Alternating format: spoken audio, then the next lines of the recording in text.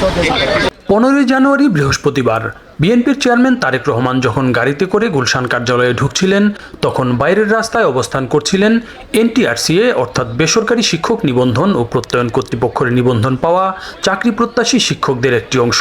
তারেক রহমানের সঙ্গে দেখা করে নিজেদের দুঃখ কষ্ট জানাতে চেয়েছিলেন তারা। কার্যালয়ে পৌঁছে এই খবর পাওয়ার পর গাড়ি থেকে নেমে নিজেই পায়ে হেঁটে রাস্তায় গিয়ে তাদের সঙ্গে কথা বলেন বিএনপির চেয়ারম্যান।